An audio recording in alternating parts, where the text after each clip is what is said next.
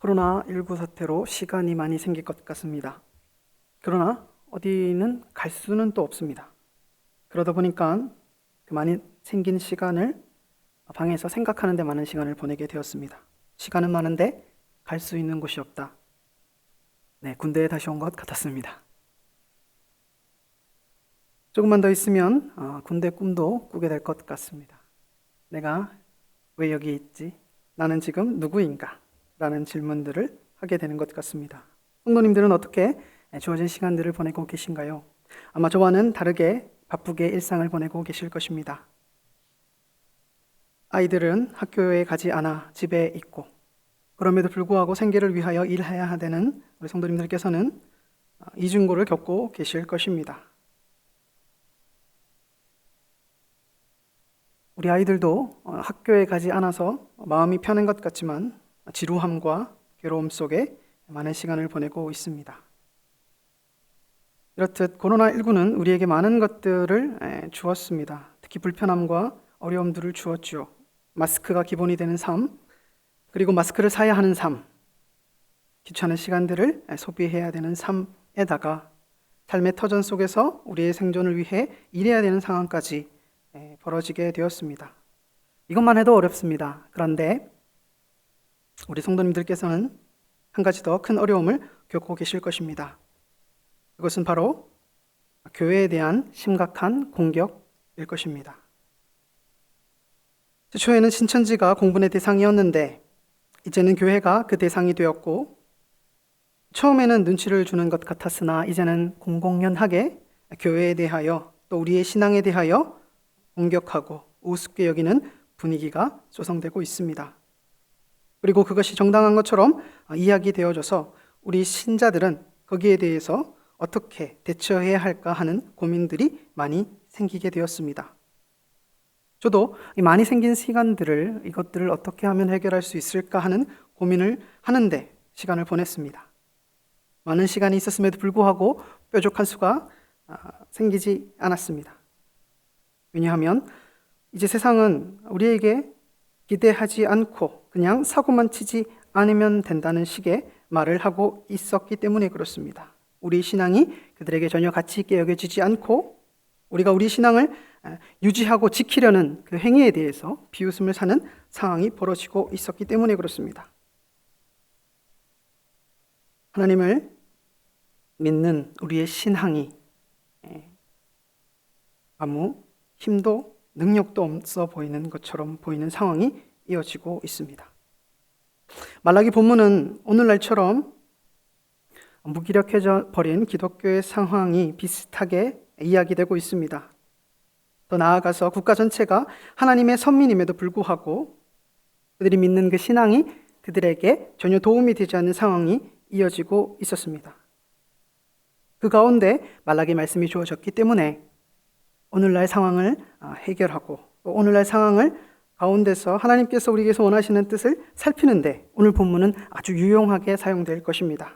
오늘 본문을 살필 때에 오늘날 우리가 겪는 신앙인으로서 겪는 그 무기력함, 또 어떻게 살아가야 할지를 오늘 본문을 해설하는 것을 통하여 확인하시고 그 길을 찾기를 소망합니다. 그래서 귀한 깨달음 가운데 어떻게 오늘 살아갈 것인지에 대한 답을 오늘 얻고 돌아가시기를 간절히 소망합니다.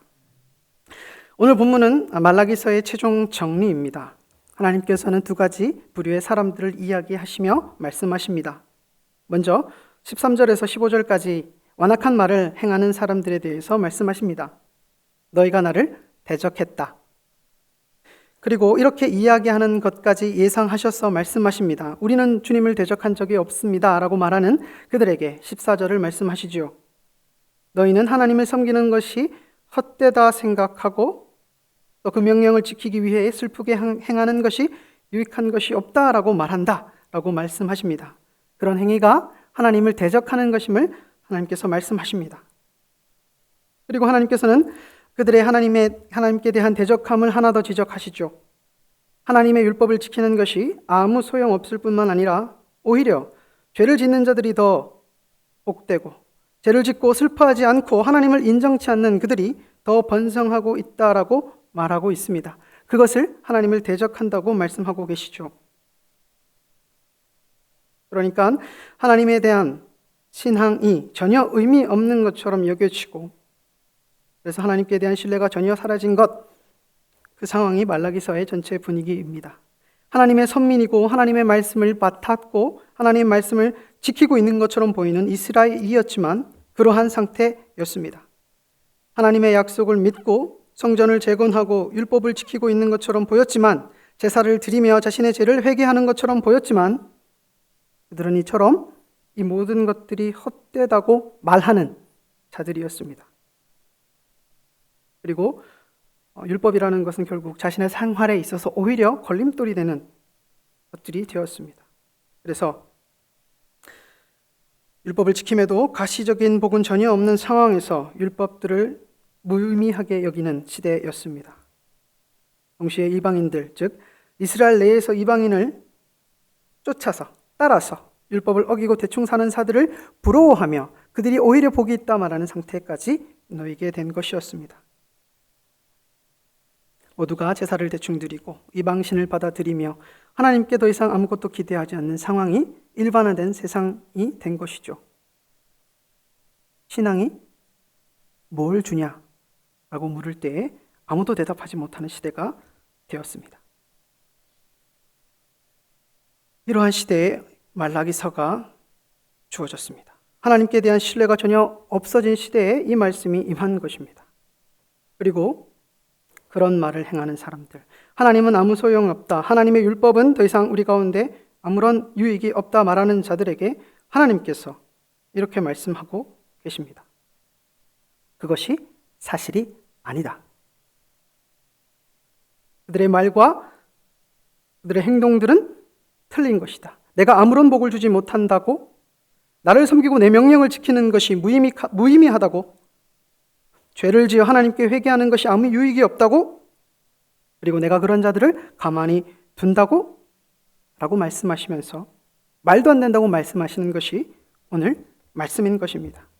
하나님께서는 그 모든 것들이 틀렸다고 이야기하시며 16절을 말씀하십니다. 우리 같이 한번 읽어보도록 하겠습니다. 말라기서 3장 16절 말씀입니다. 같이 읽겠습니다. 그때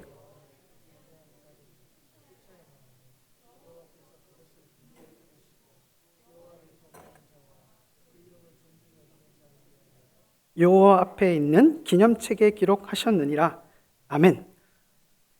하나님께 대한 믿음이 완전히 무너지고 하나님을 신뢰하지 않는 시대에, 그래서 율법이 우스워지고 하나님의 명령이 잊혀진 그 시대에, 그리고 그것을 공공연하게 이야기하는 그 시대에 하나님께서 말씀하십니다. 내가 듣는다. 16절 말씀에 보면 그때 여호와를 경외하는 자들이 피차에 말하매라고 하고 있습니다. 이것은 앞에 있는 15절, 16절에 나온 말씀과는 구별되는 자들을 가리키는 것입니다. 하나님을 신뢰하지 않는 시대에, 그 신뢰하지 않는 것이 당연하다고 공공연하게 말하는 그 시대에, 그때에 하나님을 경외하는 자들의 말을 하나님께서 들으신다고 말씀하시는 것입니다. 여기서 무슨 말을 주고받았는지는 알 수 없습니다. 그러나 그것을 기록하지 않는 것을 보면 그 내용을 아는 것이 중요한 것이 아님을 알 수 있습니다. 다만 그 시대 속에서, 하나님을 경외하지 않는 그 시대 속에서 하나님을 경외하는 자들의 말을 하나님께서 기억하신다는 것입니다. 내가 듣고 있다고 하나님께서 선언하시는 것이 중요한 것입니다.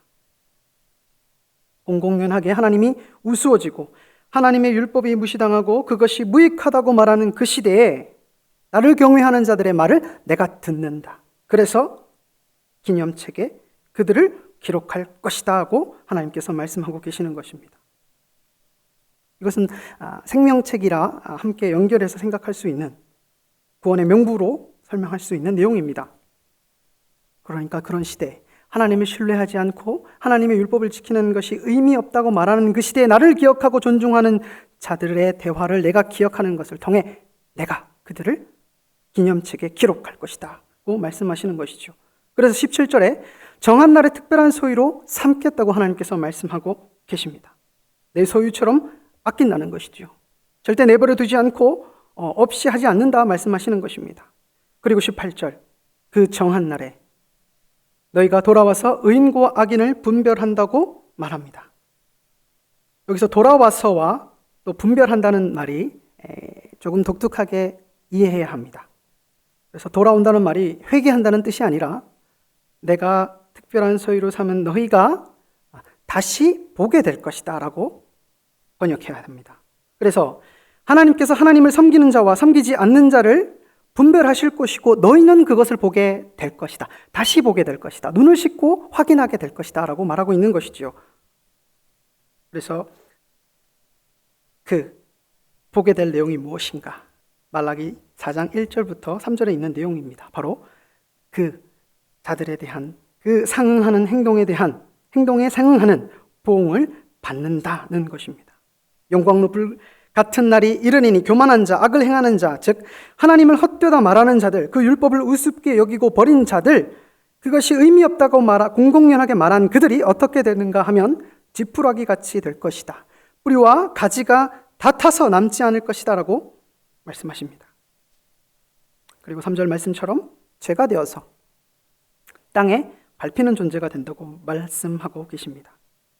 그러니까 우리가 무슨 싸워서 이기고 말고 그게 아니라 다 타서 어디 있는지도 모르고 땅에 흩어졌고 우리는 그것을 밟게 된다는 것이죠.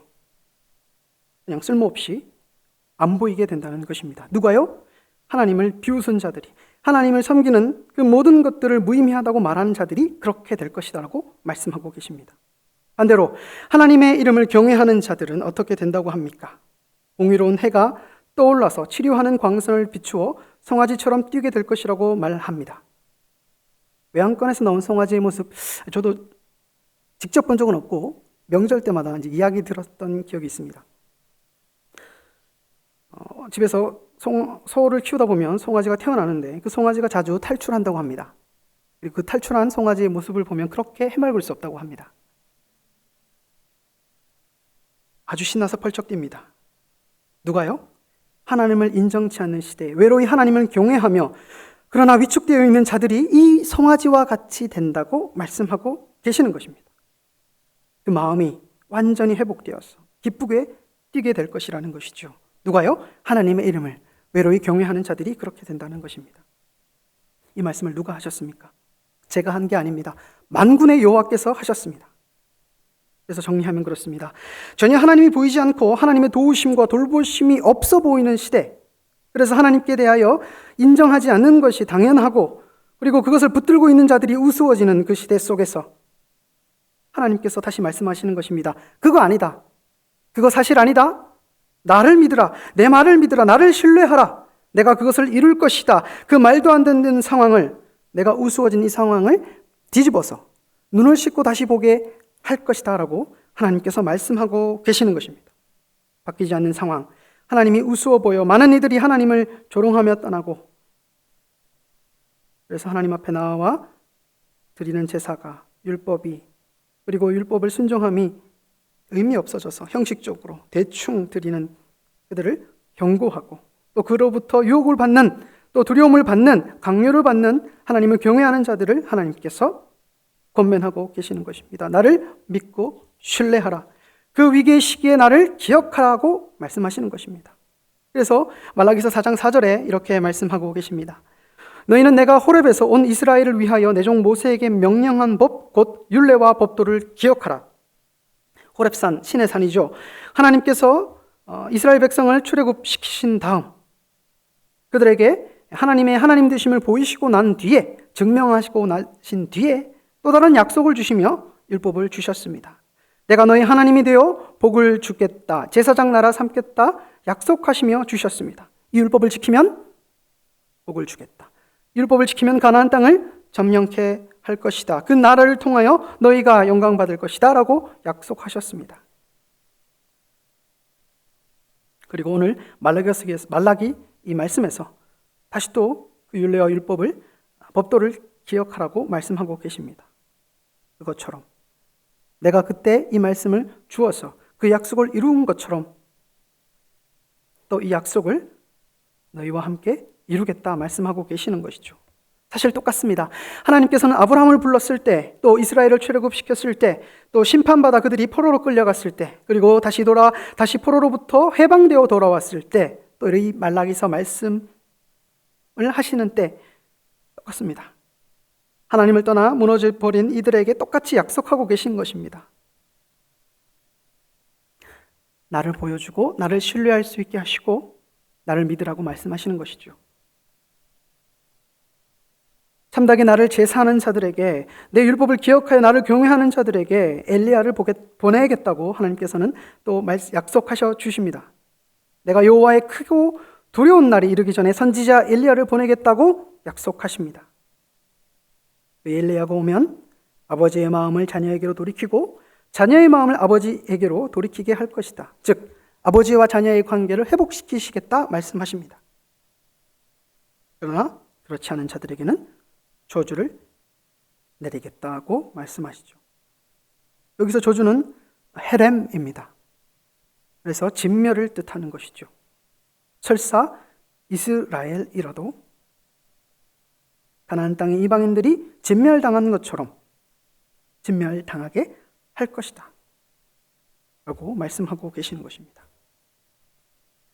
그렇습니다. 하나님의 율법이 전혀 의미 없어진 시대에, 하나님의 이름이 우습게 말해지는 그 시대에 하나님께서는 자신을 경외하는 자들에게 약속하고 계십니다.